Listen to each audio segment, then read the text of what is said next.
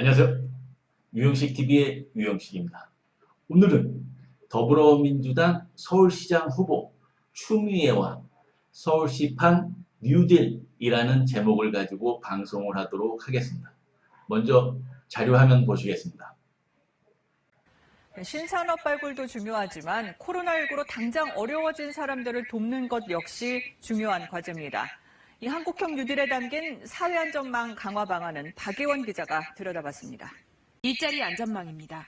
코로나19로 더 심각해진 취약계층의 일자리 보호는 물론 산업구조 재편으로 기존 일자리에서 밀려날 사람들도 배려해야 하기 때문입니다. 국민 경제 전체적인 소비라든가 이런 쪽에도 부정적인 영향을 줄 수가 있기 때문에 어쨌든 고용을 많이 하는 제조업이 어렵다라고 하는 게 한국 경제가 직면해 있는 위기의 본질이라고 생각합니다. 이에 따라 전국민 고용안전망 구축에 3조 2천억 원, 국민취업지원제도 같은 고용보험 사각지대 지원에 7조 2천억 원 등 모두 22조 6천억 원이 고용 사회안전망 강화에 투입됩니다. 화불단행이라는 말이 있지 않습니까, 여러분? 네? 지난 4.16 총선 이후 지난주까지 별의별 사건, 사고들이 진짜 3개월 동안 몰아서 일어났습니다. 양정숙 그 더불어시민당 그 비례대표 그 일서부터 그리고 북한 개성시 남북 연락사무소 폭파 그리고 지난주에 이제 박원순 시장 비보 그런 사고까지 이제 그런데 이제 제가 오늘 이제 21대 국회가 정식으로 개원해서 이제 문재인 대통령께서 개원 연설을 하시고 또 이제 2시에는 대법원에서 이재명 경기도지사에 대한 이제 그 선고가 있었죠. 상고심 선고가 있었는데 그걸 오늘 뉴스를 보면서 이 더불어민주당이 거대 집권 여당이 되면서 겪어야 하는 그러한 액땜을 3개월 동안 이제 3개월에 걸쳐서 이제 겪지를 않았나 그런 생각이 들고 오늘 뉴스를 보면서 이제 그 액땜이 끝난 것이 아닌가 하는 그러한 조심스러운 전망을 하게 됩니다. 오늘 방송 제목은 더불어민주당 서울시장 후보 추미애고 그리고 서울시판 뉴딜인 것입니다. 그러면 더불어민주당은 내년 4월 7일 재보궐선거에서 서울시장 후보와 부산시장 후보를 반드시 내야 한다는 것이고 그것은 왜냐하면 집권 여당으로서 서울시와 부산시의 인구만 합쳐도 1,400만 명이 넘죠.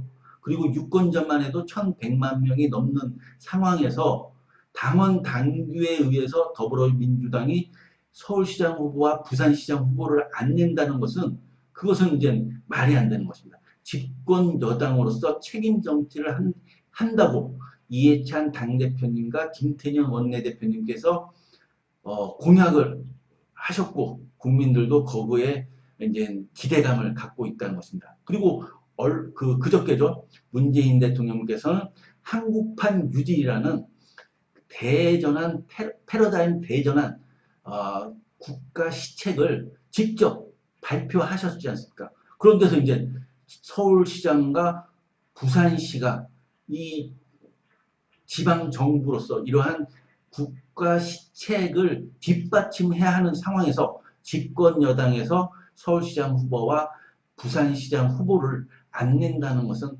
말이 안 되는 것입니다. 그래서 이제 저는 더불어민주당 서울시장 후보로서 추미애를 지지 선언하고 그러면은 서울시장 후보에 나서는데 맨입과 맨손으로 이제 그 출사표를 던질 수는 없지 않습니까?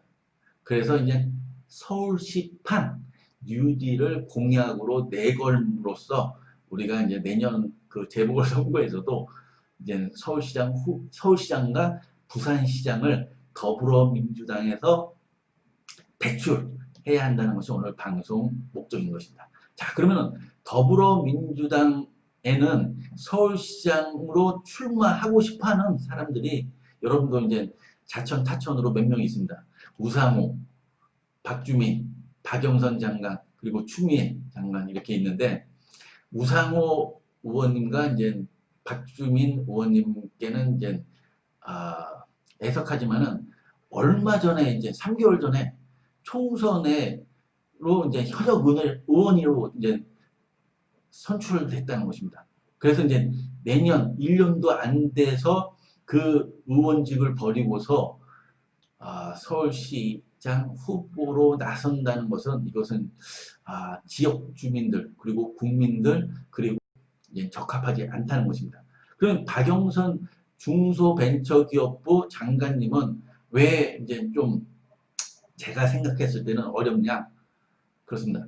추미애 법무부 장관은 지금 이제 그 추다르크라든지 추장군으로 불려서 인기 아이돌들이 가질 수 있는 그러한 팬덤을 추미애 법무부 장관은 지금 갖고 있는데 박영선 중소벤처기업부 장관님은 그게 좀 약하지 않나. 그래서 이제 박영선 장관님께서는 이 장관직을 더 좀 수행하시면서 좀 이제 좀 그 장관 중소벤처기업부에서 그 나름대로 국민들에게 어필할 수 있는 그 정책들을 실시함으로써 후위를 도모하는 것이 좀 나을 듯하고 뭐 그 연세도 이제 그렇게 많지 않으시기 때문에 얼마든지 기회가 있는 거죠. 그러면은 본론으로 들어가서 그러면은 더불어민주당 서울시장 후보로서 시민들에게 어필할 수 있는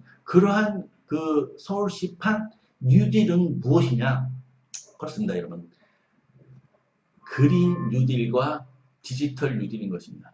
그린 뉴딜과 디지털 뉴딜 그 좀 많은 것들이 있는데 우선 오늘은 이제 서울시립대 폐교인 것입니다. 서울시립대 여러분 이제 동대문구 휘경동인가 전농동으로 알고 있는데 거기에 이제 있는 거 아시죠? 이제 학령 인구의 감소뿐만 아니라 이번 포스트 코로나 시대를 넘어서 저는 가장 위험한 그 산업이죠. 산업이라고 할까요? 뭐라고 할까요? 그것이 바로 대학교라고 생각합니다. 요번 이제 그 1학기 동안 여러분들이 온라인 그 비대면 수업을 대학생들이 이제 들었지 않았습니까? 거기에서 지금 많은 대학생들이 그렇게 수백만 원의 등록금을 들여서 과연 대학교를 다니고 이제 포스트 코로나 시대가 지난 후에 이제 뭐 내년이든지 내후년이면 이제 어쨌든 간에 백신과 치료제가 개발되면은 끝나지는 않겠습니까? 근데 이제 대학교가 과연 존재의 의미를 포스트 코로나 시대에 지속 가능할 수 있겠냐?